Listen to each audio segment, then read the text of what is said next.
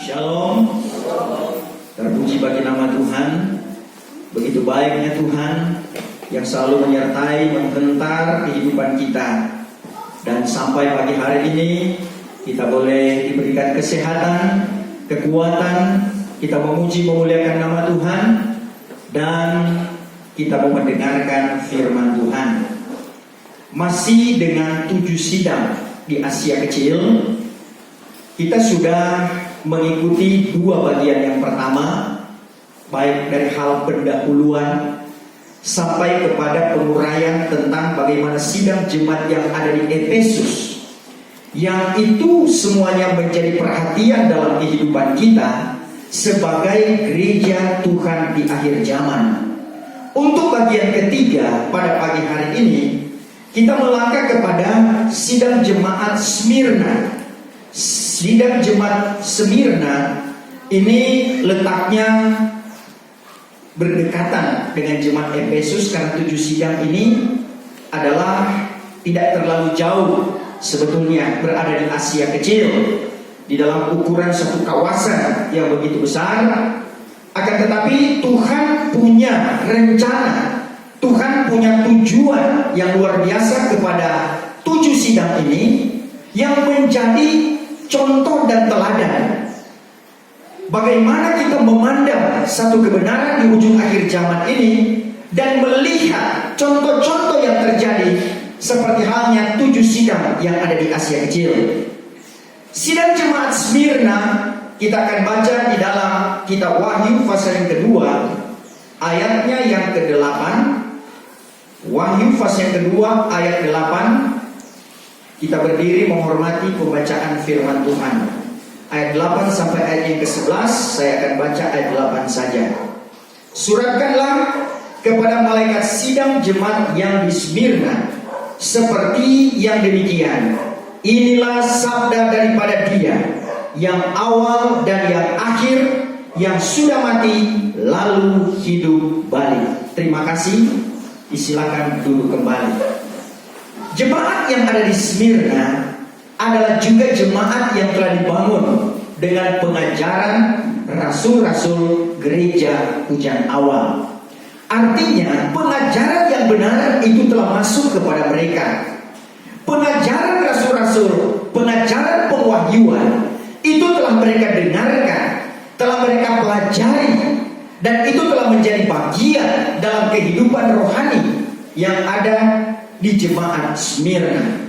Saudara-saudara, ayat yang ke-8 dinyatakan tentang suratkanlah kepada malaikat sidang jemaat yang di Smyrna. Dinyatakan pertama-tama kepada malaikat sidang. Malaikat sidang ini adalah pemimpin sidang jemaat. Malaikat sidang ini adalah gembala sidang jemaat yang ada di Smyrna, yang diberikan tanggung jawab oleh Tuhan, bahwa tanggung jawab sebagai seorang malaikat sidang adalah membawa sidang jemaat itu dari kebenaran datang kepada kebenaran, memberi makan, memberi minum sidang jemaat itu dengan baik, bagaikan domba yang selalu dibawa kepada padang yang berumput hijau dan air yang tenang sekali. Tanggung jawab dari malaikat sidang adalah bagaimana tetap menjaga, memelihara. Itulah sidang jemaat sebagai domba-domba daripada Tuhan, yang dipercayakan oleh Tuhan agar supaya bertumbuh di dalam pengajaran kebenaran firman Tuhan. Kenapa itu yang terutama? Karena firman Tuhan berkata bahwa pegang teguh-teguh pengajaran itu, jangan lepaskan dia, karena dia itu adalah selamatmu adanya. Tanggung jawab daripada malaikat sidang adalah membawa domba-domba itu selamat di dalam kandang, selamat ketika dia dibawa kepada pengembalaan di rumput yang hijau. Tentunya seterusnya, selamat sampai kekal. Itu adalah domba-domba pemeliharaan, gembala-gembala yang dipercayakan oleh Tuhan. Sidang jemaat dibawa sampai kepada kesempurnaan, memberikan pertumbuhan agar supaya keluarnya domba-domba itu tambun-tambun. Kalau di dalam kitab Maleakhi seperti anak lembu yang tambun-tambun. Maleakhi pasalnya yang terakhir, ya. Maleakhi pasal keempat, ayatnya yang ke, coba baca ayat itu, ayat 2. Ayat yang kedua. Akan tetapi bagi kamu yang takut akan namaku, akan terbit matahari kebenaran, dan di bawah kepaknya akan ada penyembuhan. Maka kamu akan keluar dan beramai-ramai seperti anak-anak lembu yang tambun. Saudara-saudara, keluar sebagai anak lembu yang tambun itu karena ada di bawah kepak sayap yang maha kuasa. Mazmur pasal ke-91, di bawah kepaknya itu sayap kiri dan sayap kanan. Itu adalah firman Allah dan kuasa Roh Kudus. Tidak akan pernah kurang menjadi perlindungan jemaat Tuhan. Tidak akan kurang menjadi perlindungan domba-domba dalam pemeliharaan Tuhan. Sehingga dikatakan bahwa akan seperti anak lembu yang tambun-tambun. Dikatakan di sana ada kelepasan. Ya. Apa dikatakan tadi? Bagian yang pertama dikatakan bahwa ada kepak, di bawah kepaknya akan berlindung dan ada penyembuhan.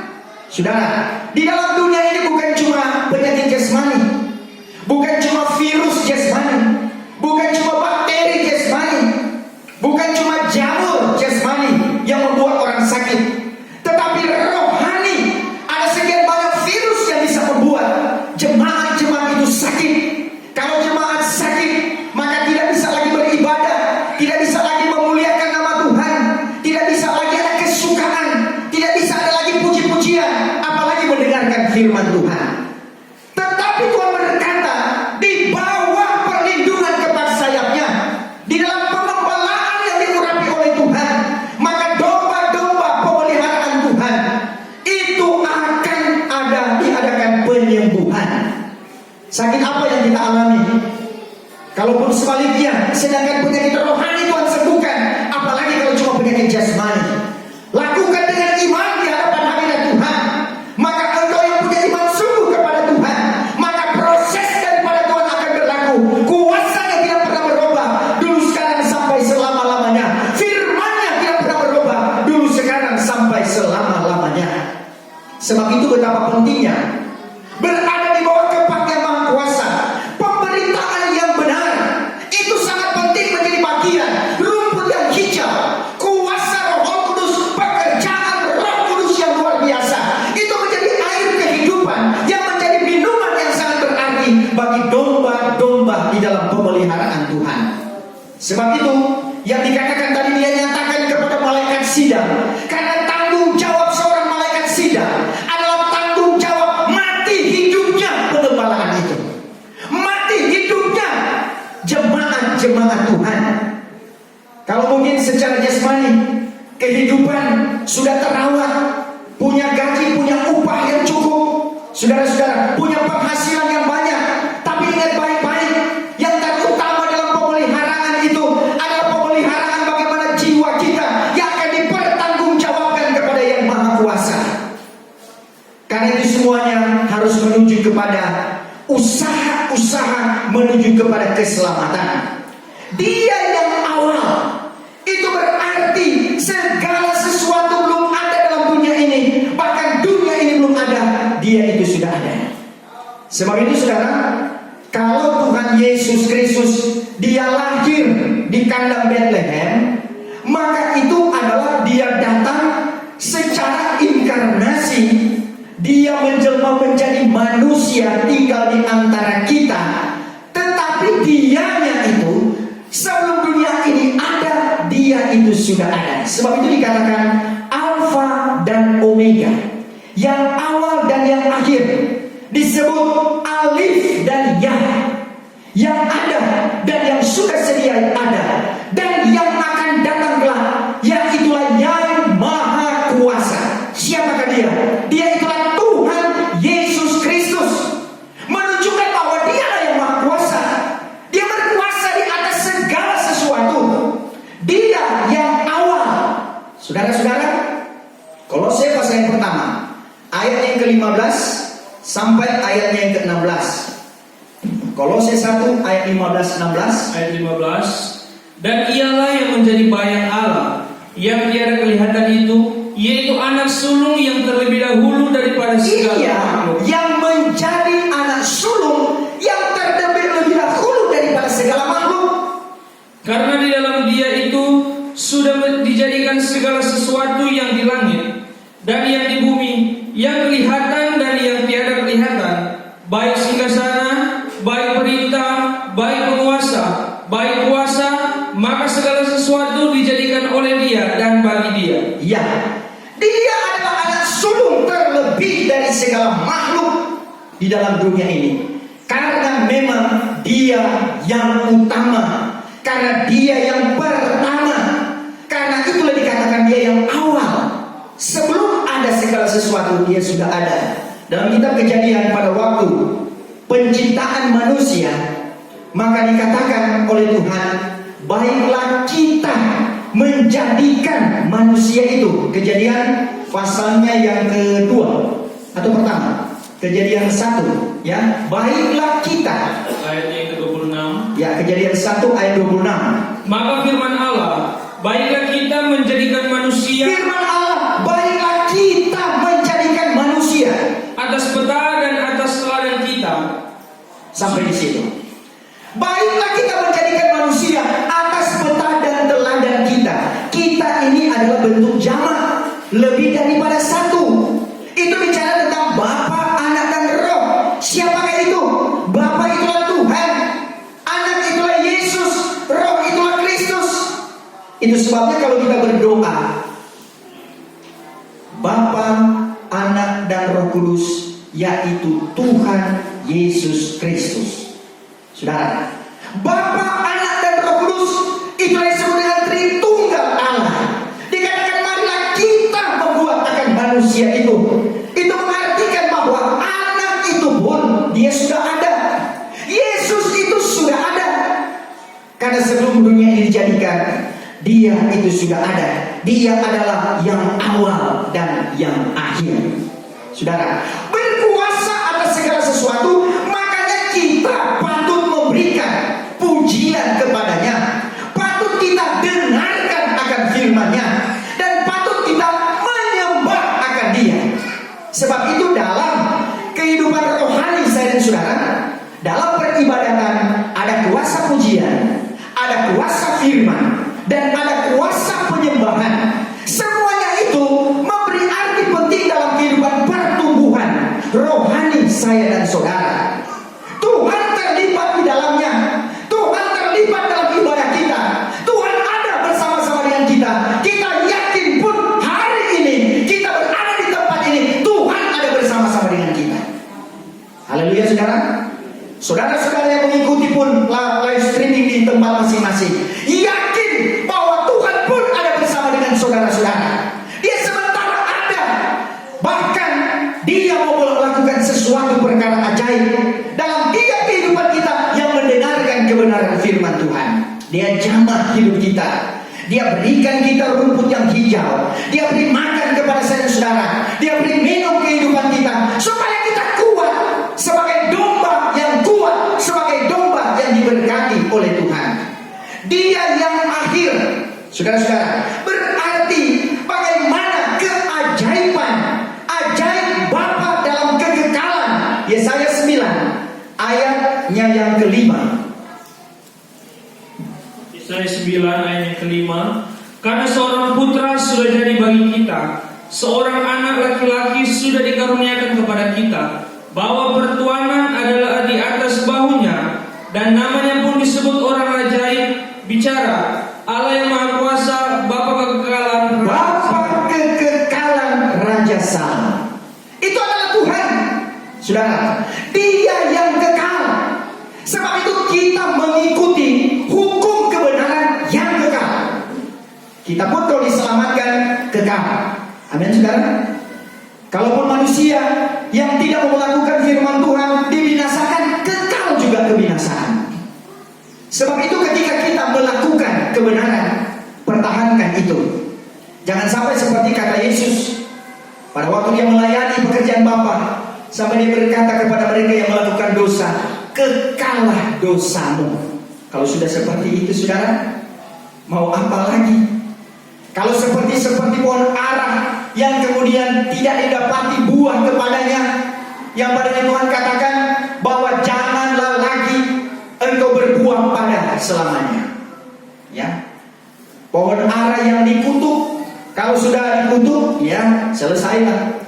Kalau pohon itu baru dikerat, maka ada harapan lagi untuk dia bertunas. Ya, ada harapan lagi untuk dia bisa bercabang, bisa bertumbuh. Akan tetapi kalau dia itu sudah dikutuki, berarti sama seperti pohon yang disambar petir, saudara-saudara. Tidak ada harapan lagi untuk dia bertumbuh, tidak ada harapan lagi untuk dia berbuah. Sedangkan bertumbuh tidak, apalagi mau berbuah. Tetapi kehidupan orang-orang yang diberkati oleh Tuhan seperti domba yang dibawa dipelihara oleh Tuhan melalui malaikat-malaikat sidang yang diurapi, yang dipimpin oleh Tuhan, membawa kepada dia yang awal dan yang akhir, membawa kepada dia yang berkuasa, membawa kepada dia pemilik jagat raya semesta ini. Saudara-saudara, kita serahkan hidup kita kepada dia yang maha kuasa, bukan cuma kepada penguasa. Saudara-saudara, kalau cuma dalam dunia ini orang bisa berkuasa 5 tahun, 10 tahun, saudara, 1 waktu, 2 waktu sudah selesai. Akan tetapi kalau Tuhan, kuasanya tidak pernah berubah, dulu, sekarang, sampai selama-lamanya. Hari ini, esok, dan seterusnya, sampai kekal selama-lamanya. Kuasanya itu tidak akan pernah surut, itu akan tetap. Sebab itu kehidupan kita harus berdiri tetap di dalam Dia. 1 Korintus 15 ayatnya yang ke-58. Ya, 1 Korintus 15 ayat 58. Ayat 58. Sebab itu, hai saudara-saudaraku, hendaklah kamu tetap dengan tiada bergerak. 1. Hendaklah kamu tetap tiada bergerak. Artinya pengajaran yang dia berikan kepada kita, ilmu pengetahuan tentang kerajaan surga, ilmu pengetahuan tentang menjadi pengantin Kristus, berdiri tetap kita di situ, jangan goyah. Dan senantiasalah berusaha di dalam pekerjaan Tuhan. Sambil kita berusaha, tidak ada kata berhenti, tidak ada kata berdiam diri. Itu artinya kesetiaan kita kepada Tuhan itu tetap jalankan kesetiaan. Tidak pernah ada kata rutin untuk setia kepada Tuhan. Justru sangat beruntung kalau kita tetap setia kepada Tuhan. Karena kamu mengetahui bahwa usahamu tiada sia-sia di dalam Tuhan. Itulah baru dikatakan segala apa yang kita lakukan tidak sia-sia. Siapa yang menginginkan apa yang dikerjakan itu menjadi sia-sia? Apalagi sudah dengan pengorbanan, apalagi sudah banyak berkorban, sudah banyak modalnya, kemudian rugi, itu akan sangat menyakitkan. Tetapi kita tahu bahwa berusaha di dalam Tuhan tidak akan sia-sia. Modal kita adalah modal hati, modal kita adalah modal penyerahan yang sungguh, dengan lutut yang berlentur, dengan hati yang selalu berserah kepadanya.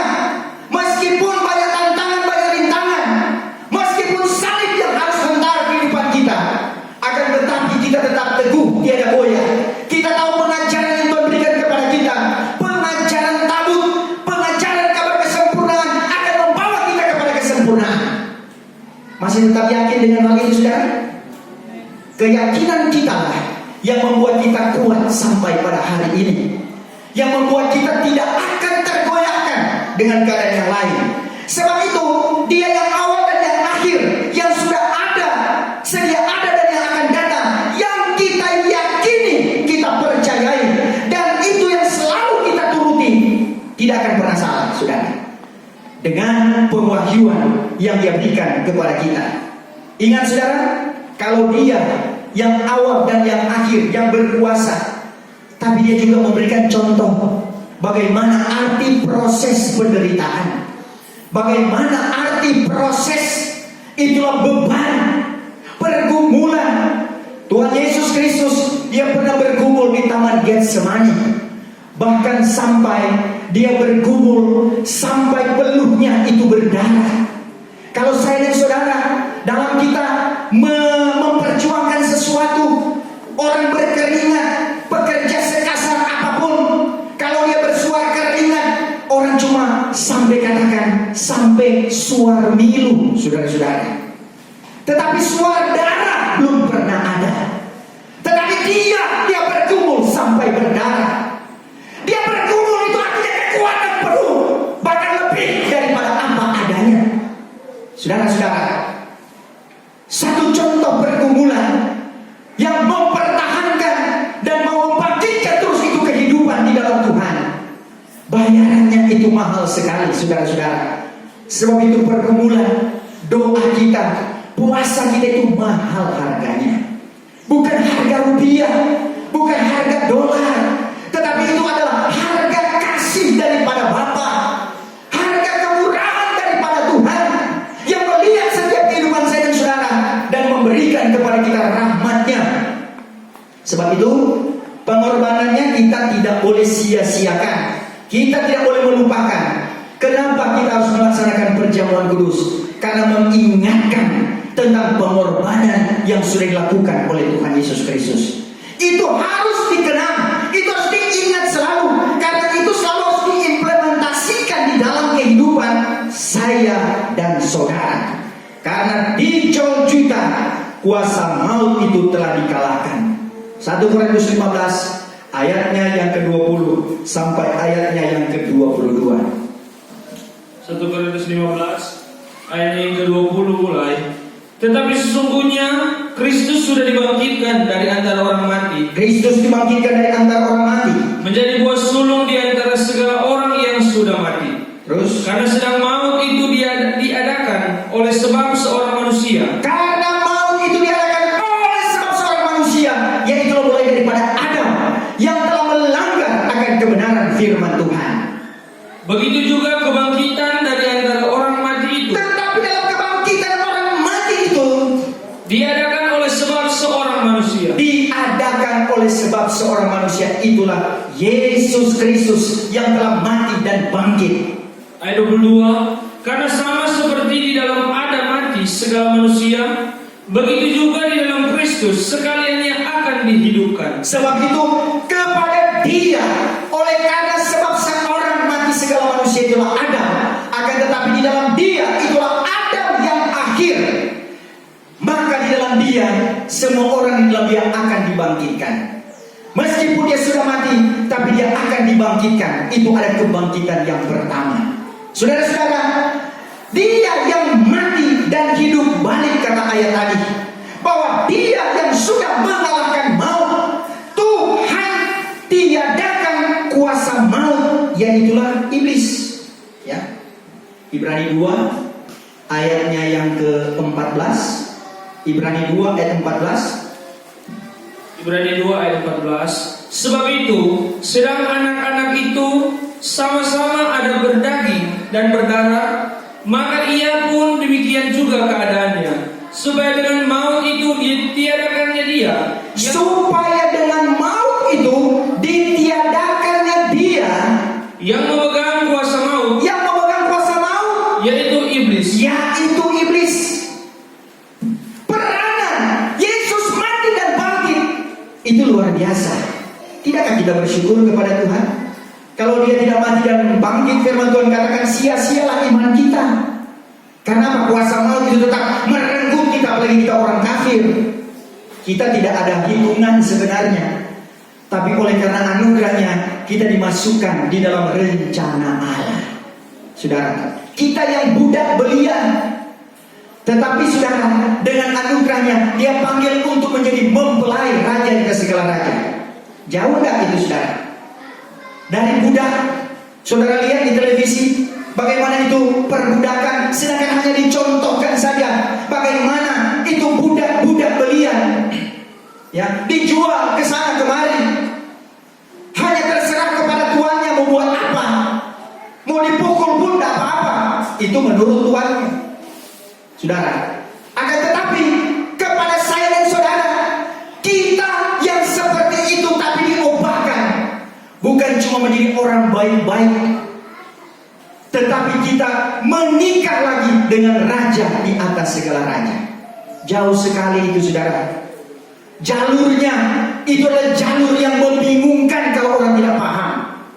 Saudara-saudara, apabila seorang budak dia menikah dengan seorang tuan, orang akan bilang, tidak habis pikir.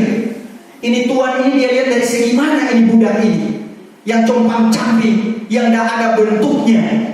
Saudara-saudara, tetapi didaulat oleh seorang tuan besar, kaya raya, kemudian bukan cuma berkenalan, ditawarkan, maukah engkau menjadi pengantin? Maukah engkau menikah denganku?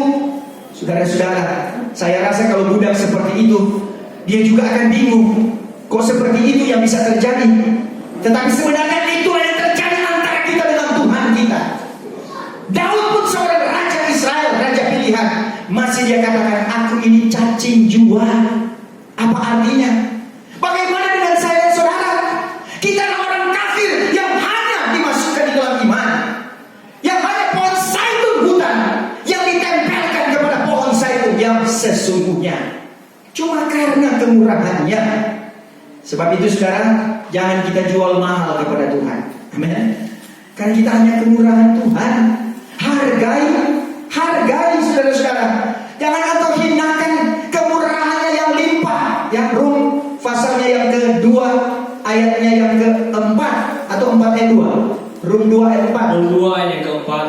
Atau engkau hinakankah kemurahannya yang limpah dan sabar dan panjang hatinya, dengan tiada mengetahui bahwa kemurahan Allah itu menarik engkau kepada hal bertobat? Apakah engkau hinakan kemurahan Allah yang telah memanggil engkau menjadi seorang Kristen? Di dalam kekristenan engkau dipanggil untuk hukum anugerah dan kebenaran. Itu adalah anugerah yang besar. Mari kita hargai itu.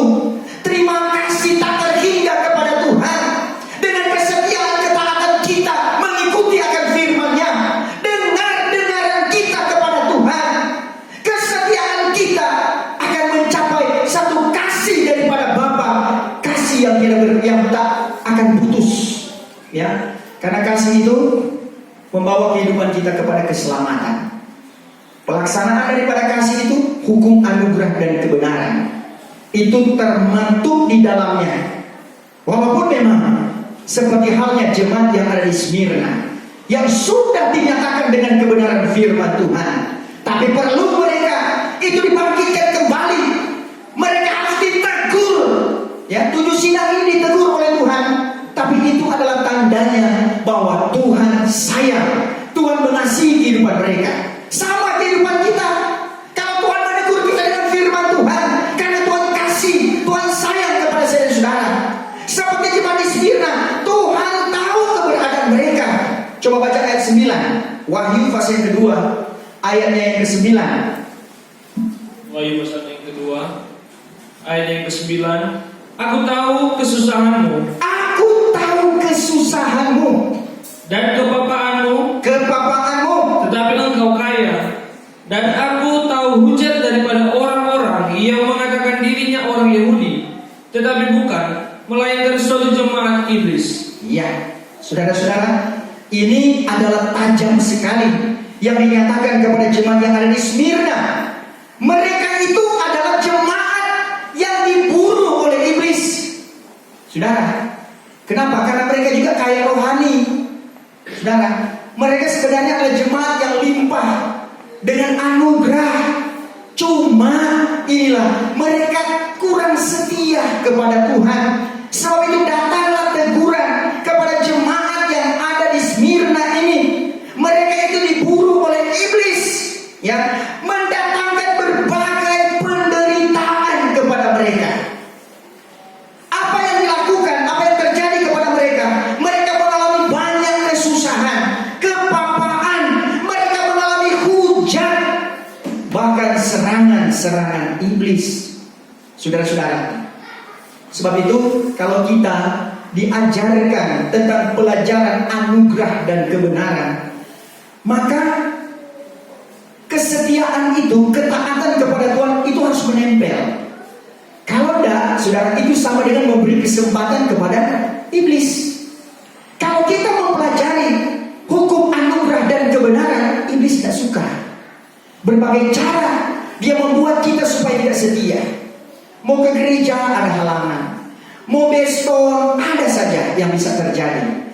Mau puasa, ya tiba-tiba di puasa sakit ini sakit itu, ya, atau alasan ini alasan itu. Saudara, seperti jemaat yang ada di Smyrna ditegur oleh Tuhan supaya mereka kokoh dalam pendiriannya. Segala hadangan iblis maka harus saya dan saudara terobos dengan kuasa daripada Tuhan. Kalau mereka mengalami kesusahan, kepapaan, hujat, saudara, tapi itu terlebih dari hal mental mereka, yang psikis mereka tertekan, ya, banyak tekanan, olokan, banyak tekanan, fitnahan. Apalagi mereka bergaul, saudara, ada kesalahan dari jemaat Smyrna ini ketika mereka bergaul dengan para orang Yahudi yang mengamalkan Taurat, saudara-saudara, sehingga pada akhirnya dari Taurat menjadi bertorat. Apa itu bertorat? Bertorat itu adalah melaksanakan hukum akal manusia, hukum manusia, aturan manusia itu di atas daripada hukum kebenaran firman Tuhan. Peraturan-peraturan akan tetapi sudah menyimpang daripada firman Tuhan. Bertorat, saudara-saudara, aturan-aturan manusia yang tidak lagi sejalan dengan kebenaran firman Tuhan. Bertorat ini bisa dengan halus masuk dalam kehidupan, bahkan di gereja pengantin sekalipun, maka bertorat ini secara halus itu bisa terjadi. Sehingga mulai menyampaikan itulah anugerah, mengecilkan itulah cara kerja anugerah, cara kerja kuasa Roh Kudus, menyampaikan itulah pengajaran kabar kesempurnaan. Yang lebih diutamakan adalah bagaimana pikiran itu, bagaimana keadaan daging itu lebih besar. Sebab itu ditegur jemaat yang ada di Smyrna agar supaya mereka berhati-hati, ya. Mereka terkena celah sekalipun karena nama Kristus. Saudara-saudara, mestinya seperti kata firman Tuhan, berbahagialah. Boleh seperti itu, saudara-saudara? Ya. Kalau seperti itu, maka kedewasaan itu berarti sudah nyata di dalam kehidupan kita. Ya, 1 Petrus 4 ayatnya yang ke-14. 1 Petrus 4 ayat 14. Ayat 14. Jikalau kamu terkena celah karena nama Kristus, berbahagialah kamu, karena Roh kemuliaan, yaitu Roh Allah diam di atas kamu. Haleluya, saudara. Orang terkena celah berbahagia. Boleh. Terkena celah tetapi berbahagia. Saudara, bahkan Tuhan bilang, doakanlah mereka yang mencela kamu. Mampu seperti itu, saudara, itu sudah berada pada iman tingkat tinggi. Tetapi harus sampai ke sana, saudara-saudara, bahwa kecelaan Kristus itu lebih daripada segala sesuatu. Dia menanggung, saudara-saudara. Kecelaan sebenarnya kecelaan manusia menjadi dia tanggung, saudara-saudara. Tapi bagi saya dan saudara, kita mengerti dan kita pahami bahwa untuk mencari jalan keluar, orang terkena celah karena nama Kristus itu berbahagia. Kenapa? Karena roh kemuliaan ada di dalam kehidupannya. Sebab itu jangan juga lupa, itu Yesaya 61, bahwa roh Tuhan itu ada padaku. Kalau roh Tuhan itu ada kepada saya dan saudara, coba baca kembali itu Yesaya 61 ayat yang pertama. Ayat pertama, bahwa roh Tuhan Hua adalah padaku, sebab telah dilantik Tuhan akan aku, supaya aku membawa kabar selamat kepada orang yang teraniaya. Disuruhnya aku mengobati orang yang pecah hatinya, dan berseru-seru kelepasan bagi orang yang tertawan, dan kebukaan penjara bagi orang yang terbelenggu. Ini saudara-saudara, kuncinya. Kalau roh Tuhan ada kepada kita, kebukaan penjara. Terkadang kita terpenjara dengan fitnah orang-orang menghakimi kita ini dan itu. Tetapi saudara, kalau roh Tuhan ada pada kita, kita tenang-tenang saja. Kenapa? Karena Tuhan jua yang memberikan kekuatan. Kekuatan kita tidak kita tidak akan sanggup. Tubuh ini tidak cukup kuat. Sedangkan untuk tubuh kita berada di atas kedua kaki kita, terkadang terlalu lama berdiri bisa bergetar. Apalagi mau tambah lagi yang lain-lainnya.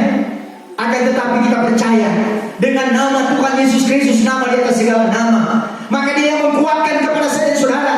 Dia memberikan kemampuan kepada kehidupan kita, karena tidak akan pernah Dia meninggalkan orang-orang pilihannya itu tergelincir. Tidak akan pernah. Dia akan selalu merawat dan melindungi akan kehidupan kita.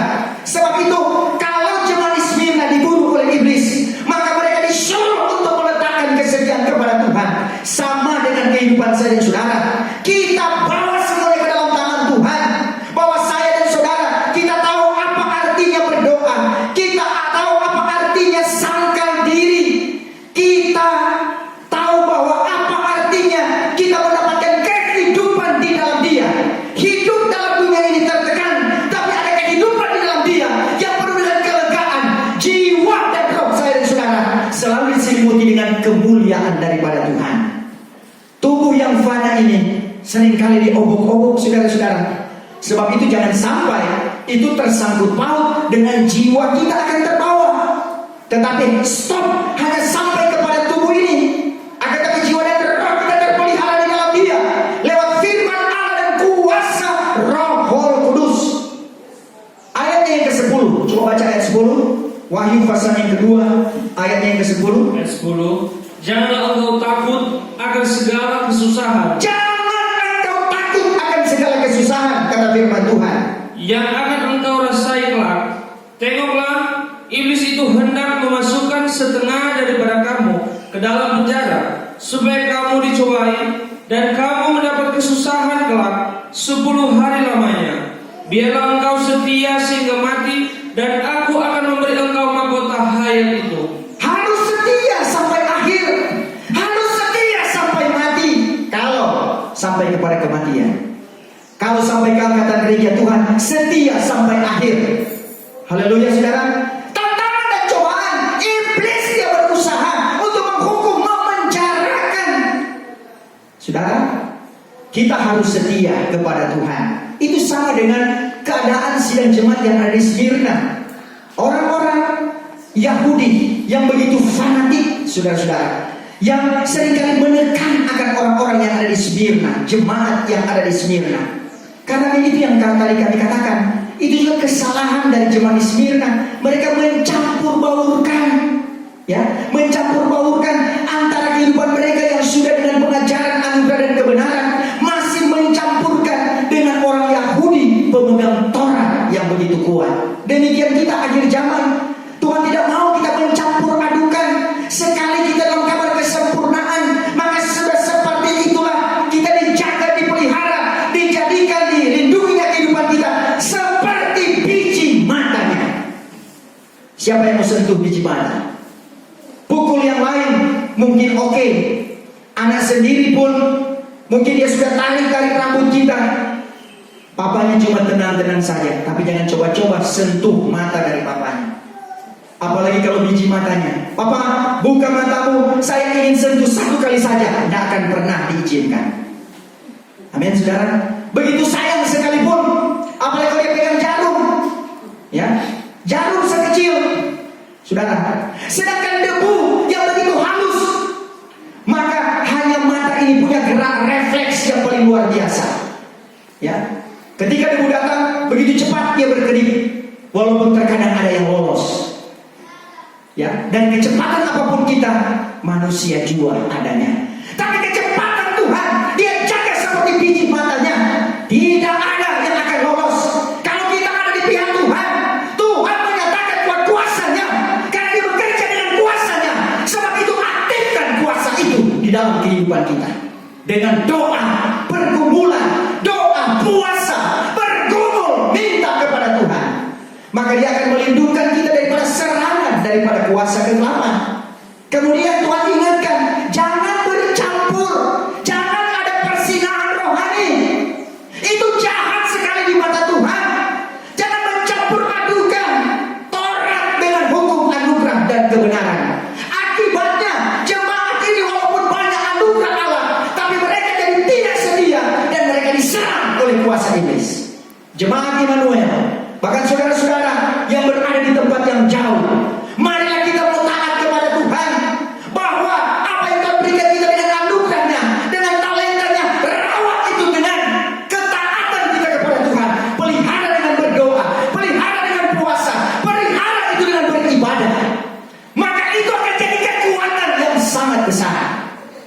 untuk menghadapi dunia yang ada di akhir zaman.